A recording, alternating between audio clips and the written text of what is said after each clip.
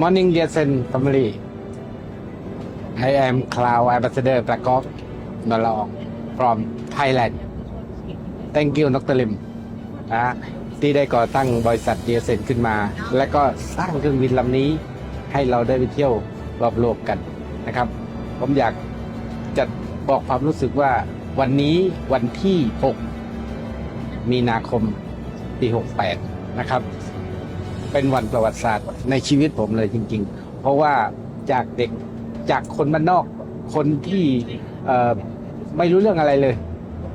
ได้เข้ามาตัดสินใจวันนั้นได้มาอยู่กับ DXN เปิดใจมาอยู่กับ DXN และวันนี้ได้ประสบความสำเร็จขอบคุณ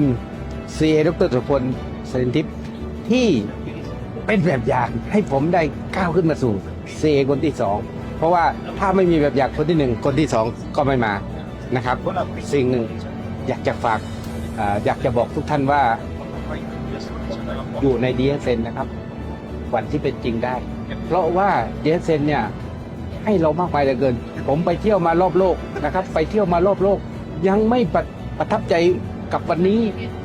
ที่มานั่งเครื่องบินเจ็ตจากมาเลเซียไปดูไบโอ้อยากบอกทุกท่านว่า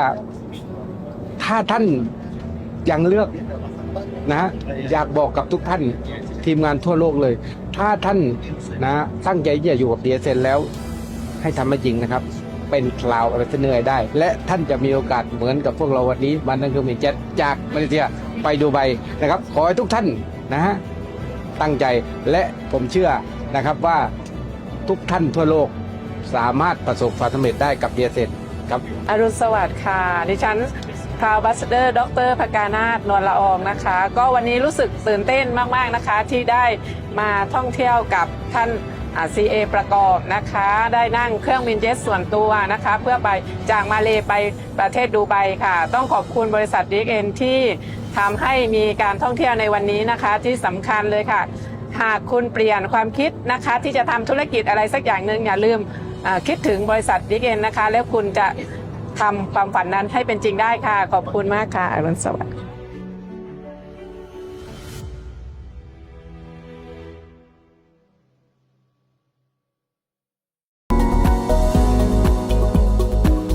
Who can consume and use DXN products. Since DXN products are natural health products, they are suitable for all categories of people, starting from infancy to old age and the sick.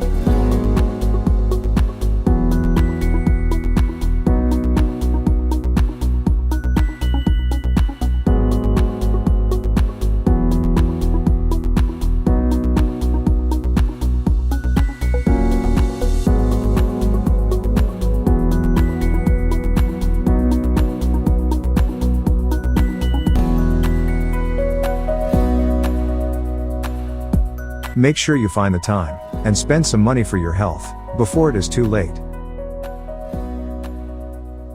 DXN products help your body to maintain optimal health. Give them a try, and you will feel the benefits of DXN products in a more natural way. Thank you for spending your time with us.